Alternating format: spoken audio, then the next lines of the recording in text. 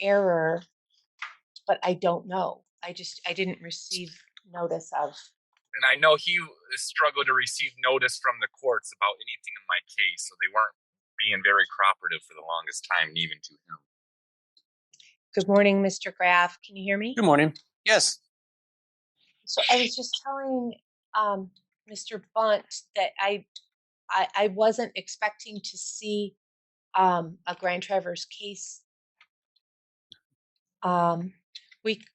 We could move forward with the let's see here. Would you like to proceed, Mr. Graff, with the probation violation arraignment this morning?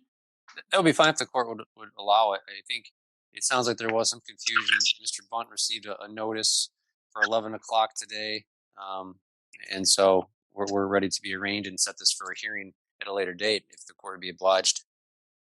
Okay. Yes. Let's see. And Mr. Graff, so let me go ahead and call the case. It's case 21-5281 FY1. And we have Jacob Bunt present via Zoom with his attorney, Mr. Graff.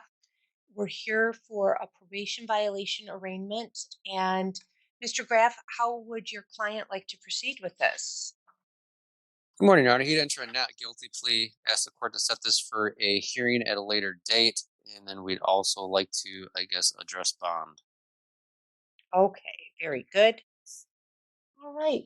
So I will ask the probation department to schedule the hearing with Judge Cooney. It looks like there is an active bench warrant currently. And Mr. Graff, what would you like to say about bond? Thank you, Your Honor. Your Honor, obviously, late, after hours yesterday, we finally received the probation violation information on this case. And so we've had very little time to obviously prepare, not knowing specifically what all the allegations were. If the court would look at the notice, it talks about a positive PBT on April 22nd, which I don't think is applicable to Mr. Bunt. And so obviously going into today, until we received that information last night, we were going in somewhat blind. We do have that information. We do have information we'd like to present on his behalf. I guess the one thing is he retained my services. I reached out to try to take care of the warrant. Somehow this got set for hearing as opposed to having him turn himself in. So he has taken a proactive approach and tried to get things under control and get things resolved here. I know that the recommendations asked for him to be remanded pending the hearing. But given that the fact that, one, he's taken the initiative to get this ball rolling. Two, as far as I know, there are new criminal charges. Three, he's appearing today knowing what these recommendations are and that the court could place him in jail pending a hearing. But also, more importantly, there's a lot of information that we have to present at the time of his hearing regarding what he's accomplished over the last couple of years. I think there may be more information Mr. Bunt would want to get to me now that we know specifically what the allegations are so that we can present a full defense when that time comes. As far as I know, as the court will see from the notice, he resides in Lapeer. He's got a job he just enrolled in college. And there are a number of other things that obviously we'll be presenting on his behalf about the services that he has participated and completed. Lastly, I was informed this morning that Mr. Bunt has paid off all his fines and costs. And so this has not been, a complete failure as may be alleged on the information that's been presented to the court. I understand today is not the day for the hearing, but I certainly want the court to have a little bit better idea of how Mr. Bunt presents as in regards to obviously the information he may have had coming into this. And so for those reasons, Your Honor, I would ask the court to consider allowing him to remain out on bond. Obviously, he'll know that he'll have to travel to Traverse City for that hearing and appear in person for it. And it could result in more troubles for him if he doesn't. But I think the fact that he's taken the initiative to get this moving is a step in the right direction and speaks to obviously how much he wants to resolve this and will do so. That was actually a solid defense from his attorney. I'm not sure if he's public or private, but either way, he came prepared. Meanwhile, the defendant is sitting there on Zoom, looking like he accidentally joined the wrong meeting and can't decide whether to mute himself or panic. I mean, how do you violate probation, fail a breath test, and still look confused about why you're in court? That look in the top corner isn't innocence. It's please don't read my record out loud. And for anyone who doesn't know, failing a PBT while on probation isn't a minor slip. It can fast-track you straight into a violation hearing where things get serious very fast. So now the judges heard the lawyer's pitch, and we're about to see whether that nervous silence is enough to avoid a booking. Okay. Thank you, Mr. Graff. All right. So let me just verify your mailing address, Mr. Bunt. Yeah. All right. Thank you very much. And we will have the probation department schedule this for an in-person hearing that will take place at the courthouse in Grand Traverse County. This is an unusual case. This is a pretty serious the underlying charges with this, and I'm not unsympathetic for what Mr. Graff is saying. It sounds like you've been actively working on sobriety and improving yourself, but I don't have any verification of any of that having taken place. I don't think it would have been outside the realm of your recovery to contact probation. I You know. did. I Hold on went through just a some. minute, Mr. Bunt. It's not your turn to talk. Hold on, please. You've been just kind of hanging out there. No one has had any idea of what you're doing, what you have been doing, the things you've accomplished, and I guess I'm not understanding why you didn't simply reach out. We have tools and resources here. You had um, every opportunity for it looks like a couple of years to just try to reach out and catch up before it came to this um, crossroads here. So, with that being said, um, let's see. At some point did you say you were going to turn yourself in? Yes, I was going to be turning myself in after my graduation. One of the things on probation was to get my GED, and I did accomplish that. Jake Graff has a photocopy of my diploma. I will be walking and getting a cap and gown. I'm already enrolled into MOT. I went through some mental health issues and am still actively getting help from CMH. I have a signed waiver of release information for the courts. I've been working. I know there is no proof of me showing my recovery, and I know it probably doesn't look good on you guys, but I did improve myself, and I take full responsibility for my wrongdoings in the past.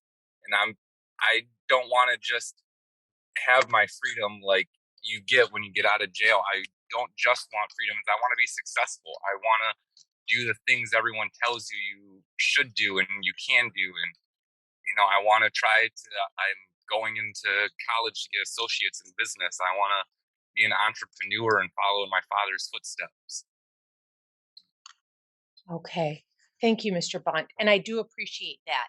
Normally on this channel, we roast the people who treat court like open mic night, but this one's different. I actually respect hearing someone own their mistakes without blaming their childhood, Mercury in retrograde, or the family dog. That said, let's be honest, every time jail time is on the table, people suddenly find faith, clarity, and a 5-year life plan. When the stakes are this high, it's hard to tell what's real. Judges can consider signs of rehabilitation during sentencing, but there's no checklist for that. It's basically a gut feeling wrapped in a robe. And trust me, they've seen every performance imaginable. Fake tears, jailhouse poetry, even defendants quoting Dr. Phil like it's case law. So let me know in the comments. Do you think this guy's genuinely changed? Or is this the performance of his life? You to look at this as a setback in your recovery.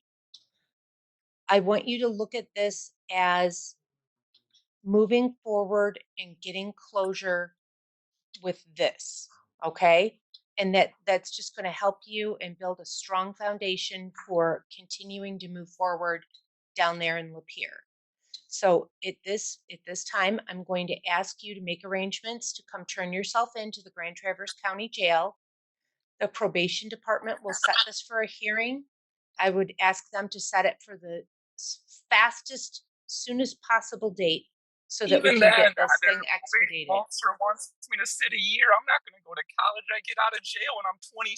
It takes me 4 years to get a degree. By the time I have money, I'm going to be old as Mr. fuck. Bunt, please stop.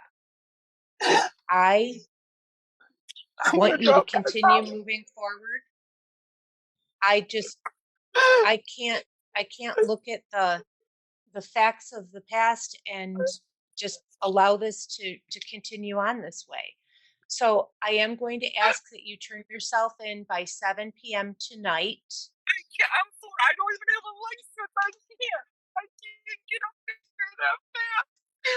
I have a job. I got bills. I gotta drop out of college. No, I won't be able to get my walk. I will everything I work hard Mr. for. I Bunt, won't be able to do. I'm going to have to mute you. I've muted you. I want you to know that this is a first step in getting closure for this case. And you had every opportunity to make a step forward, and I appreciate that you did contact the court, but you haven't followed through.